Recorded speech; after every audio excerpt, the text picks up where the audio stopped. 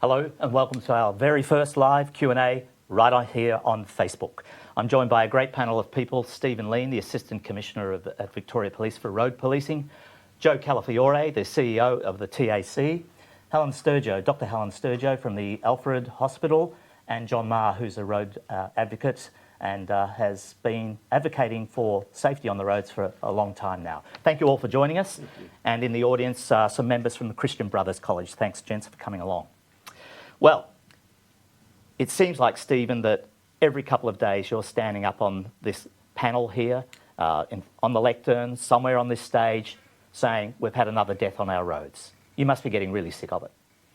Well, I suppose I don't get sick of it because I think it's an important thing to do. We've lost 53 more people on our roads this year than we did this time last year. If there's anything I can do by standing up that may have saved one life, I'm happy to do it every day. But it's a really difficult thing to do, probably one of the toughest things I've done, and this is my 40th year in policing, and this has really been a challenge. Today's a little bit different for us. Why have we gone down this path? Look, when I stand up at any media conference, good people like yourselves and other people that work for Victoria Police will do live broadcasts of a media interview. There's often lots of comments on the bottom, whether they're emojis, but there are often lots of good questions. And I think, that was put to me by yourself, Mark, was a great idea, is that this is an opportunity rather than just talk at people. We can start this conversation and then listen to what people say in their comments, and if we get a chance with a live question, it might be a great time to actually engage and communicate in a two-way approach. So I think this is a great opportunity. So just before we look at some of those questions, perhaps give us a feel for what some of the key issues are from a VicPol perspective. Look, and Joe's beside me from the TAC, who's been in this space for more than 10 years, I think, Joe, is that the rules around what you need to do on the road don't change. So we need to keep our speed down, and we know that more than 30% of crashes that involve people losing their lives this year have involved too much speed, so exceeding the speed limit. We need to do simple things like wear our seatbelts every time we get into a car, or simply make sure your helmet, if you're riding a motorbike, is the right one. We need to not be distracted. We're watching many people be watching this on Facebook on their phones. We can't seem to let go of our lives without our phones in our hands, and that's translated to our cars. So we need to do some work around that. And we also know that people will become intoxicated, whether it's through drugs and alcohol, and that puts you behind the eight ball about your ability to control your car. And we know that if you drink and drive, you're more likely to be involved in a collision. If you use drugs and drive, you're more likely to be in a collision. So we need to make sure that we continue to focus on those. Really, they're the basics, but we just need to keep repeating them. And are drugs becoming more of an issue from your perspective? Look, I think Helen might be able to talk about her experience in a little while about the exposure to drugs in our community is much broader than it was when I got my licence, which was nearly sort of 40 years ago. That they're prevalent across society, so I won't make any comments about the appropriateness of that, but the reality from a road safety point of view is that the drugs are in the community, people are using them, and we know there's evidence, clear evidence, they affect your ability to drive. So as they become more prolific in our community, then it becomes more problematic on our roads. Thanks, Joe. Helen, as a trauma physician at the Alfred, what are the single biggest issues that you're seeing? It's about people's choices, it's about people's behaviours. As Joe and Assistant Commissioner mentioned, it's certainly the right environment, the safe car, but irrespective of how safe those elements are, it's choices. And again, the room we have here today, it's stopping and thinking. It's thinking that your actions will have absolutely significant repercussions if they're not the correct choices. And it is about autonomy. That's one of the interesting, I think, choices that we will talk about in terms of driverless cars in the future. However, as we enter our car now, it's about deciding how are we doing it. Have we pumped ourselves full of alcohol? Have we pumped ourselves full of ice? There is no way we can navigate that vehicle safely. So let's respect. So in terms of what the biggest issue is that I've reflected on over a number of years now, it's respect, without a doubt. It's respect for yourselves, it's respect for others on the road, and it's respect for what the vehicles can do. And whether they are the old Commodore versus the new technologically savvy piece of machinery, there needs to always be respect.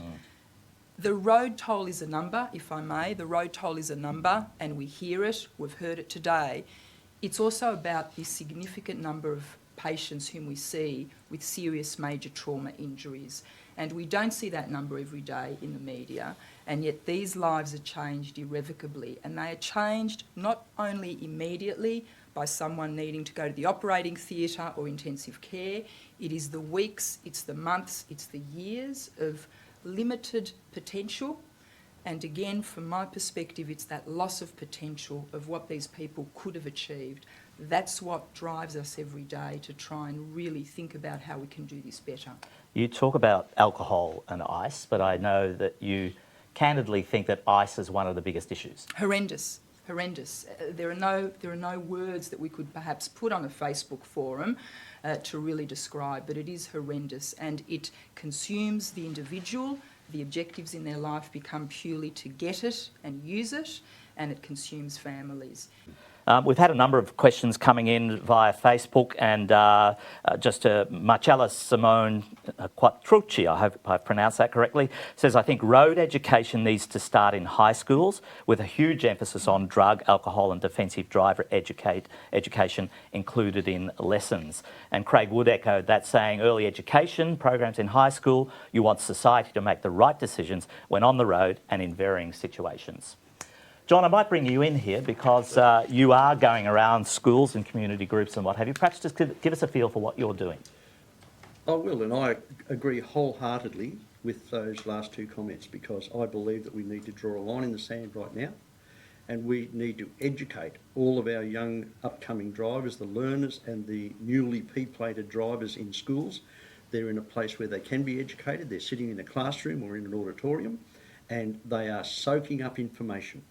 And the information we need to give them is what they will do to their mum and dad, to their brothers and sisters, and to the people who love them, should they go down this path of having a serious car accident and injuring themselves, or worse still, if they should lose their lives. Because I can tell you, the family will never ever recover.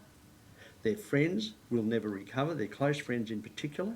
And what I'm doing is I'm speaking at corporate, at conferences and meetings. I've spoken to over 300,000 students in the 23 years that I've been bringing Carmen's road safety presentation to schools, and I know that every student who hears Carmen's story and hears how we lost our youngest daughter, Carmen. I was going to say, so perhaps give us a quick snapshot of how your daughter died. Yes, Carmen was 18 years and 3 months. She'd had a licence for just 3 months. And she took her best friend into Bendigo to work on a Saturday morning.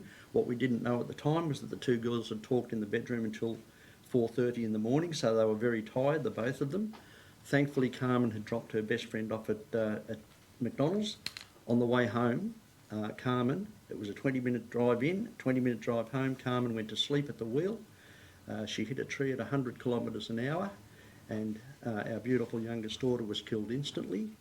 And our eldest daughter, Michelle, was driving into work, and she was the third car on the scene. So our lives, I can tell you, and every family's life who has experienced this has been changed forever.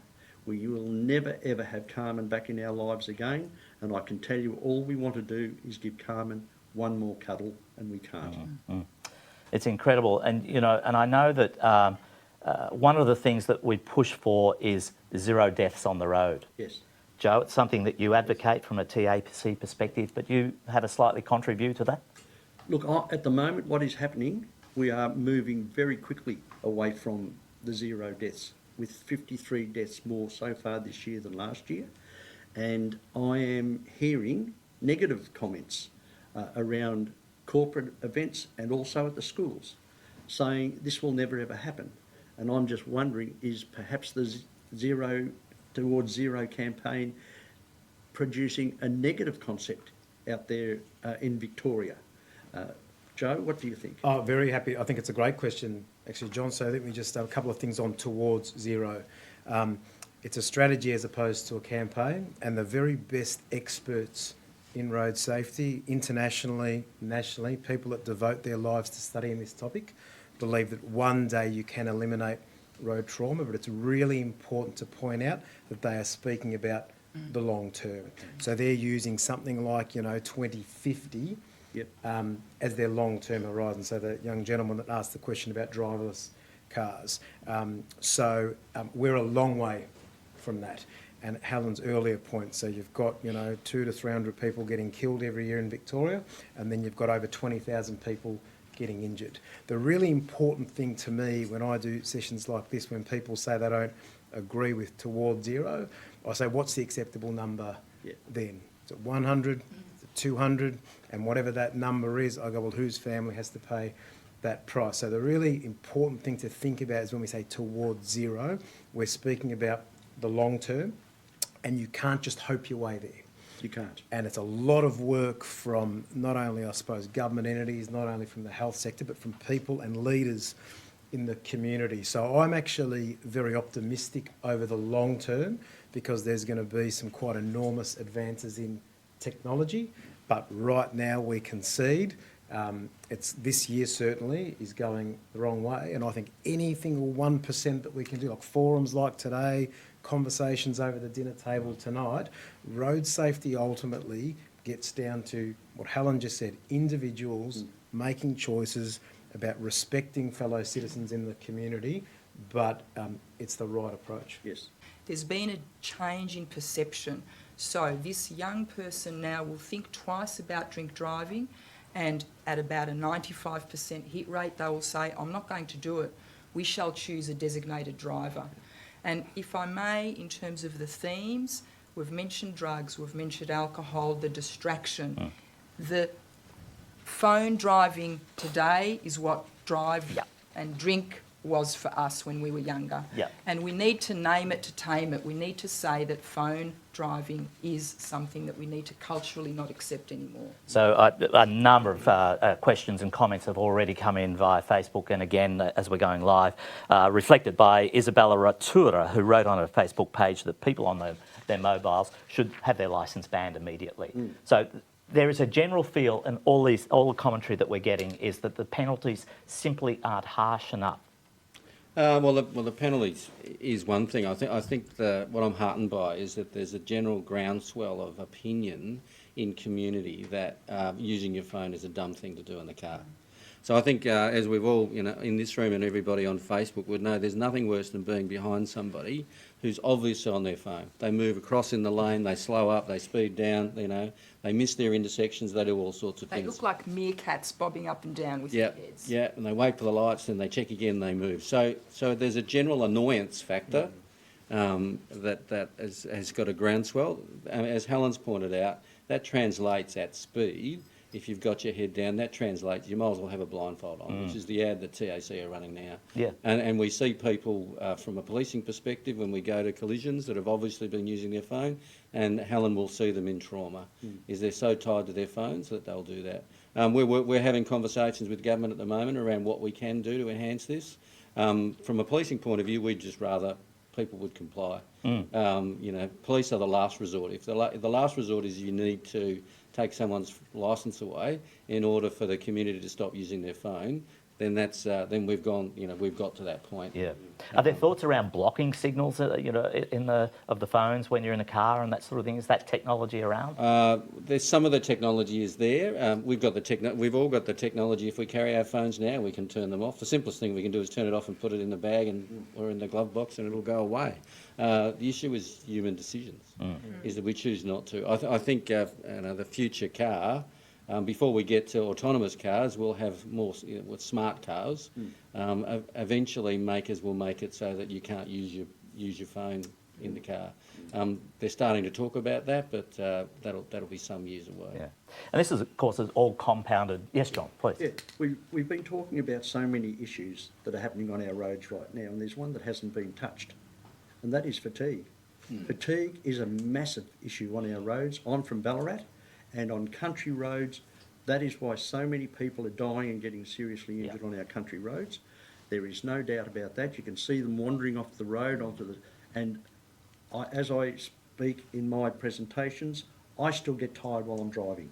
And the older you get, the tireder you get, and the more quickly you get tired. What I do is I take the TAC's advice. I have a power nap. I pull over immediately that I believe that I'm getting tired, and the first sign of tiredness is when you yawn, and then you will yawn again. Then you will take the long blinks, those micro sleeps that they talk about. You must pull over and stop immediately where it's safe. Then you lay your seat back. You have a power, set your alarm. You will easily go to sleep once your alarm is set because you know you will get woken up when you need to.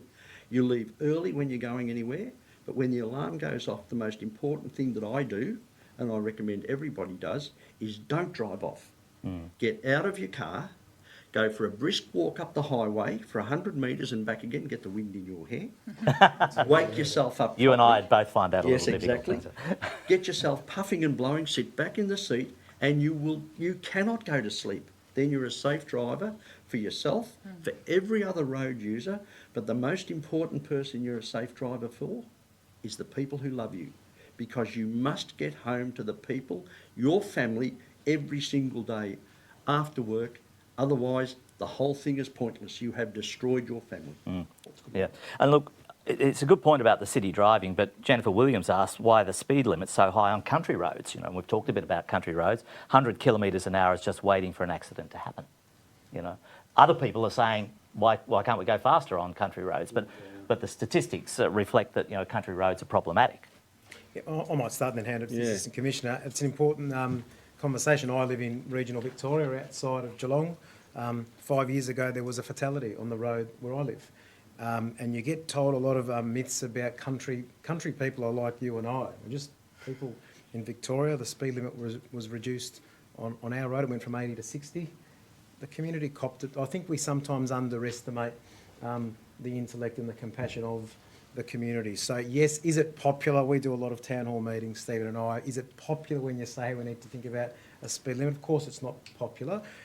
Quite a lot of the things, however, we've done in Victoria over the years have not necessarily been mandatory seatbelts weren't popular, drink driving laws, but they've proven to be effective. So we've got to bring the community with us, but I'm actually quite heartened that we are getting questions like that. Actually, I don't know if Stephen, you want anything to add to that? Yeah, well, it's one of our biggest challenges this year is in the lives lost is either on a motorcycle or in the country, and 70% of it's in the country. We've all driven on country roads across Victoria compared to the Hume Highway, where you've got wire barriers and multiple lanes. You've got one lane going each way, and probably a 200-year-old gum tree. Sort of 3 metres off the edge of the road. The experts tell me that, and Helen will attest to this, I'm sure, you hit something at 100 kilometres an hour, and if it's a gum tree, your chance of survivability is probably zero. The reality is you just will unlikely walk away from that alive, and if you do, you'll be seriously injured and maybe a paraplegic or some other serious injury for the rest of your lives. And Stephen, you mentioned that there's 4 million people in Melbourne, 2 million roughly in the country, and most of the deaths are happening in the country. You know, you just mentioned 70% more in the country, which is just staggering, isn't it? Well, it's significant, so 70% increase this year is in the 70% country. increase, but we So that- still will have more deaths in the country than what we will in the metropolitan area by the end of the year. Most likely, Yes. the way that we're going. There's two myths that I probably want to clear up. One is that they're not all city people on the drive out to the country. No. So a lot of them actually live within 30 kilometres of where the collision's happening. So this is really important on Facebook to get to the opportunity to get to country people and have that conversation. The other part of it is they're not on the main roads because of the investment that's been done. Is they're on what we call B and C roads, and particularly where they intersect, which is we've seen some really serious collisions in the last couple of years. And I can remember the ads that the TAC ran, country people die on country roads, which was a great ad, and it's true. So we'll probably need to wind this up. We've been going. It's a great point of discussion from everyone. Helen, I might just finish up with you. Final thoughts from your perspective. What would you like to see out of this forum? So it's taking responsibility for what we do. And although that sometimes sounds like our friends, teachers at school, it's fundamental. The education, the learning, the thinking, there are programs. Let's think about opportunities to look at the programs that exist and really target. It is all obviously about balancing costs, risks, benefits. People are dying. We've talked a lot about today about younger people. We are now seeing also older people. Our generation is changing. Our population is certainly ageing. There are very specific challenges there in terms of what makes a space safe and the drive easier for someone of advanced years. So there are some challenges to think about. But again, the enthusiasm in the room is fantastic. But what I would specifically ask is people just think, take a moment, be mindful, think, make a decision, accountable for yourself and for your loved ones. Someone suggested on Facebook that we were just ticking a box by doing this forum, and I responded that that's not the case at all, that this is actually the first of hopefully many initiatives that we can take from a road policing point of view. And I'd really like to get some of the students involved in the hospitals program. I think it'll be really good to showcase that as well. But I'd like to thank you all for coming in today. I think it's been a great discussion. Thank you to all the young men who have come in from CBC as well, for those who have helped put the program together, and we'll hope to see you again. Goodbye.